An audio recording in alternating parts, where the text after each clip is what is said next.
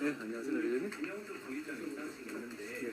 국민의힘하고 이념적으로 많이 다른 목소리를 내던 분이 별다른 변화행보 바로 영입되는 건 선거용 이합 집단일 수도 있지 않냐 비판이 제기될 수 있을 것 같은데 누가 비판하시죠?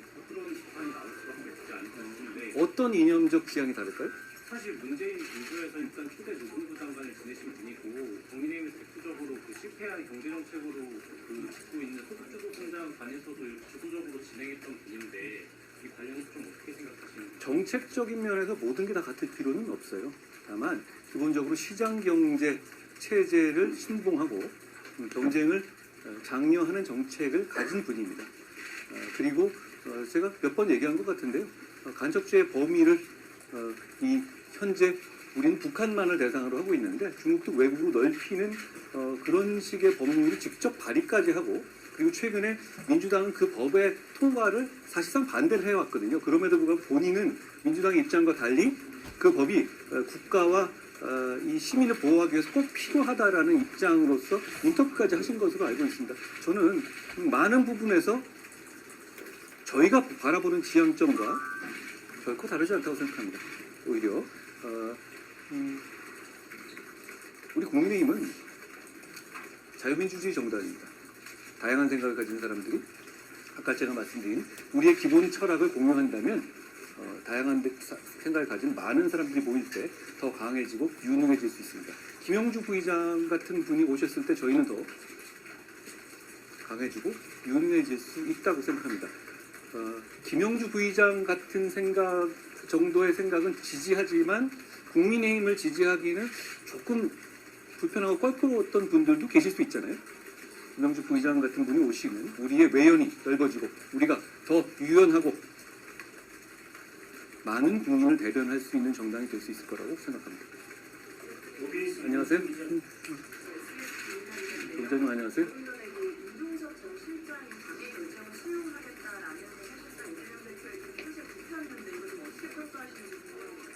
제가 평가할 일은 아닌데요.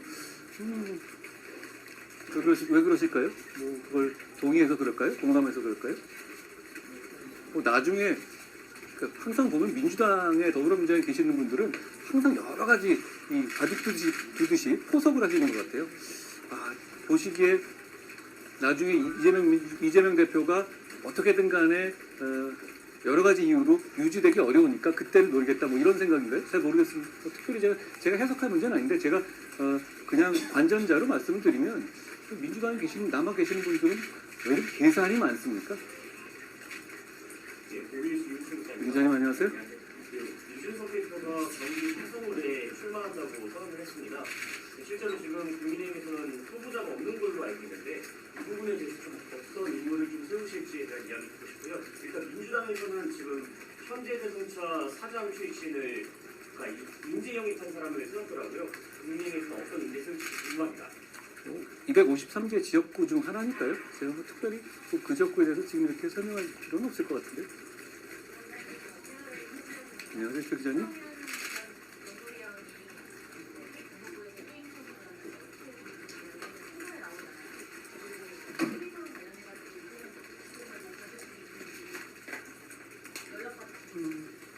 저는 이 총선에는 여러 가지 정책, 특히 이 거대 정당 사이에서 어떤 차이가 있고 이슈에 대해서 어떤 입장이 있는지를 당대표들을 불러서 TV 토론을 생방송으로 장기간 하는 것이 언론이나 국민들이 많이 바라는 일이라고 생각합니다. 제가 KBS 한국에서 받은 것이 아니라 SBS, 채널A, TV조선, MBC 등 대부분의 언론사에서 그 요청을 받고 저는 바로 수락했는데요. 이재명 대표께서 원래 토론 잘하시는 분으로 알려져 있고 민주당에서도 그렇게 자평해왔잖아요. 피하실 리가 없다고 생각해요. 게다가 MBC에서조차 요청하고 있지 않습니까? 저는 이재명 대표가 원하는 시간에 제가 어디서 뭘 하고 있든 간에 하루 전에만 알려주시면 제가 그 시간을 맞추겠다는 말씀 드립니다. 이재명 대표가 그걸 피할 리가 있겠습니까? 대중정치를 하는 분 아닌가요? 그 이슈에 대해서 여러 가지 이슈에 대해서 제한 없이 토론하는 것이 국민들이 이번 총선에서 어떤 선택을 하시는데 좋은 어떤 이 판단 기준을 제공해 드릴 수 있을 것 같고 거기에 응하는 것이 일당, 이당 대표로서의 도리라고 생각합니다. 전 당연히 응하실 거라고 생각합니다. 그리고 아까 뭐라고 하셨어요? 제가 저번에도 말씀드렸다시피 지금 요새는 이제 이재명 대표나 이런 쪽에서 저 10년 회견에서 이재명 대표가 이렇게 얘기했죠. 진짜 뭐 청산해야 될 1번은 뭐 검사 독재라고요. 지금 공천 결과를 보시면 그게 얼마나 허망하고 말도 안 되는 프레임질이었는지를 보실 수 있을 것 같습니다. 엄격하게 공천하고 있는 것은 우리고 이재명 대표 측에서는 음악 좋네요. 이재명 대표 측에서는 오히려 현직 고검장에서 그 신분을 유지하고 넘어온 그리고 징계까지 받은 사람을 띄워주고 있던데요. 게다가 뭐 검사 가산점 같은 것도 있다면서요. 우리는 그런 거 없습니다. 검사 독재 이재명 대표가 하고 싶은 것 같은데요. 안녕하세요, 박 기자님. 사무총장한테 그 얘기하셨어요. 오전에 지역코미션에서 좀 부족하다고 판단됐던 부분, 여성이나 청년 이런 부분 보완해서 관점드리겠다는 취지로 이야기했는데 여러분 어떻게 생각하십니까? 그 방향이 맞지 않습니까? 우리 국민의힘은 어떤 한 도구만을 가지고 공천을 진행하는 게 아니라 확고한 어떤 방향은 갖고 있지만 국민들께서 주시는 의견들을 그 과정에서 많이 귀 기울이고 그걸 반영하고자 하는 정당입니다. 그런 이 젊은 층에 대한 어떤 그 젊은 인재들을 많이 제시하고 국회를 보낼 수 있는 공천이 뭐 국민들께서 좀 필요하지 않냐는 지적을 해주시고 있고 저도 거기에 수긍합니다. 그렇기 때문에 그런 부분을 시스템 안에서 좀 구현하게 할 방법을 찾기 위해서 노력하는 것이죠. 그러니까 뭐 몇몇 지역에서의 국민 추천제라든가 공모제 같은 것을 생각하는 것도 그리고 비례에서도 그런 방향이 필요하다고 우리가 내부적으로 공감하는 것도 그런 취지라고 이해해 주시면 될 것 같습니다. 위원장님 머니투데이 박상권입니다. 기자님 안녕하세요. 비례 대표 관련해서 말씀을 해주셨는데 선거구 획정 따라 지역구 한석은 늘고 비례가 한석이 줄었잖아요. 원내 다양성을 챙기자는 취지에선 마이너스가 되는 게 아니냐 지적도 있는데 어떻게 보시는지 좀 궁금하거든요. 정치는 어차피 현실이고 그 과정에서 협상 과정에서 있었던 문제다라고 보면 되겠습니다. 사실상 어떻게 보면 그걸 저희가 동의해 준 것은 사실 그 한석이 늘어나고 그 전국 이런 비례가 줄고 이랬잖아요. 우리 입장에서는 사실 손해가 나는 협상이거든요. 그렇지만 우리는 대승적으로 더 이상 선거구 협정이 더 미뤄져서는 안 되겠다는 점 그리고 국가와 국민을 생각할 때 저희가 어느 정도의 양보를 하더라도 빨리 확정하는 게 필요하다는 차원에서 그렇게 결정한 것입니다. 하고 싶은 거 다 하고 면서 정치를 하면 국민들께 피해가 가죠. 위원장님, 파이낸셜 안녕하세요, 위원님. 비례대표 얘기해서 추가로 지금 16개 현역 불펜들이 계속 이어지면서 비례대표 경선에서도 스펙트럼 넓힐 수 있냐는 우려가 좀 제기되고 있는데 이에 대해서는 신계 현역 불패라는 거는 어떤 의미인지 잘 모르겠는데 그런 식으로 사람들을 막 이 카테고리를 나누는 게 지금 큰 의미가 있는지 모르겠는데요. 현역에서 저희가 재공천되는 비율이 높아지는 것은 여러분 다 정치 베테랑이시니까 아시다시피 저희가 일단 현역으로 살아남았던 사람 숫자가 적고요. 그렇죠? 그리고 초선의 비중이 높아요. 그러면 여러 가지 그 메커니즘상으로 볼 때 현역들이 더 경쟁력을 갖거나 그리고 경선에서 이기기 좋은 구조죠. 예를 들어서 몇 선 넘어가면 근데 지역에서도 좀 바꿔야겠다는 생각을 하시고 이럴 수 있잖아요. 그런데 초선원들 같은 경우는 안 그런 경우가 사실 더 많거든요. 우리만 그런 것이 아니라 그런 점들을 고려해 주시면 저희가 공정한 시스템 공천을 하고 있는 거다. 결과 다 그런 것이고 공정한 시스템 공천을 하고 있다는 얘기는 어떤 특정한 성격을 가진 사람들이 우대받고 있지 않다는 뜻이 되거든요. 그러니까 그 말은 좀 어폐가 있다고 생각합니다. 그러니까 저는 이 당을 이끌면서 공천에 대해서 이렇게 생각합니다. 아주 개별적인 공천에 자주자주 뭐 시스템을 통해서 개입해서 그걸 나름대로 제 생각대로 바로잡는 방법도 있는데 그렇게 하는 경우에 또 그게 공천이라는 게 정답이 있는 게 아니기 때문에 그것보다는 시스템을 그대로 맡겨두고 끝까지 그 시스템 유지하게 하는 것, 시스템이 다른 영향을 받지 않게 막아주는 것에 주력하는 것이 더 저는 장기적으로 국민들께서 평가할 만한 공천이 될 거다라는 확신을 갖고 있습니다. 지금도 그렇게 하고 있고 앞으로도 그렇게 할 겁니다. 비례 공천은 마찬가지입니다.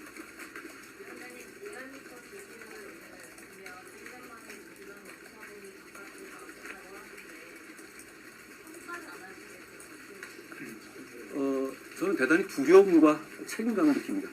그 말은 어제 이 진보당 윤희숙 대표께서 수권 정당이 되겠다는 말씀을 하셨죠.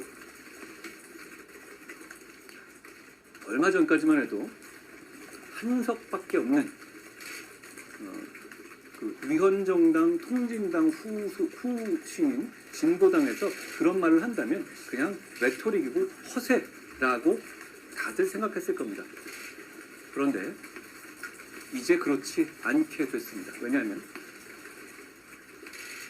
이재명 대표의 민주당을 숙주로 해서 실제로 그런 일이 있을 수 있게 됐거든요. 지금 상당히 많은 지역구에서 서로 간에 협상을 하면서 주거니 받거니 그리고 그렇게 하고 있지 않습니까? 이재명 대표는 위헌 종북 이석기 정당인 통진당의 후신인 진보당 등에게 전통의 민주당을 희화화시키고 망가뜨려서 숙주로 내주는 대가로 자기 자신의 형사 문제에서의 안위를 추구하고 자기 당권을 받는 음험한 거래를 하고 있습니다.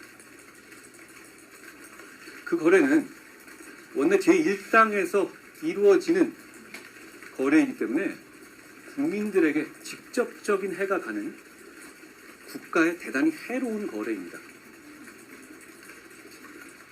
지금 이 시점에서 그 해로운 거래를 무산시키고 막을 수 있는 세력이 우리 국민의힘 뿐이기 때문에 국민들께서 저도 절박함을 느끼시고 우리에게 꼭 이기라라는 책임감을 부여하고 있는 거라고 생각합니다. 저는 뭐 그런 수치 같은 것은 전혀 일희일비할 문제는 아니라고 생각하지만 국민들께서 저희를 지켜봐 주시면서 우리를 비판적으로 비판해 주시면서도 우리가 굉장히 부족함에도 불구하고 우리가 이겨야 한다라고 응원해 주시는 분들이 많다는 얘기는 전 대단히 두렵고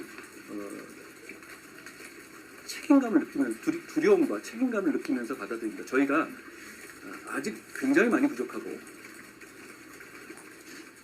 사실 민주당이 뒤지고 있습니다. 솔직히 말씀드리자면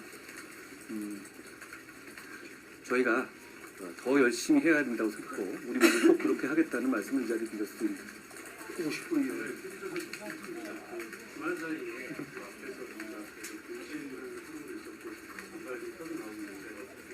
어제 제가 말씀드렸던 이야기인데요.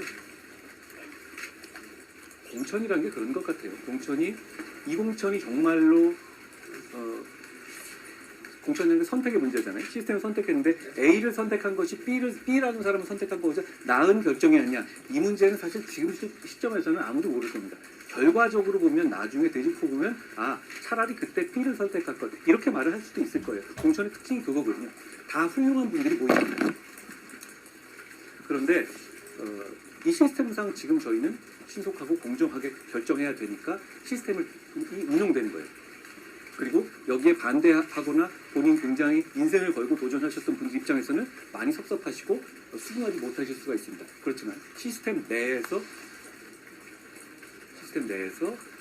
그 이의도 절차에 맞게 이루어져야 합니다. 다른 시민들의 안전을 위협하는 방식으로 입장이 표명돼서는 절대 안 됩니다. 여러 가지 이의가 제기되고 있지만 그 이의 제기와 그 이의에 대해서 결정하는 것도 시스템 공천의 일환이다라는 말씀을 드립니다. 네, 고맙습니다. 의대정원 관련해서 하나만 의대정원 그 관련해서 하나만 더 여쭤보면 지금 공대강대치 지속되고 있잖아요. 그래서 사실 비대위 내부에서도 그 여당이 약간 어떤 타협의 여지를 열어주는 어떤 역할을 해야 된다는 이야기도 많이 나왔었는데 위원장님 좀 이런 상황에서 좀 입장 변화나 이런 거 있으셨는지 어떻게 싶습니까? 입장 변화라고 말할 부분은 아닌 것 같고요. 지금 현재 정부에서도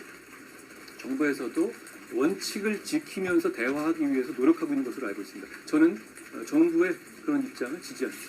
고맙습니다.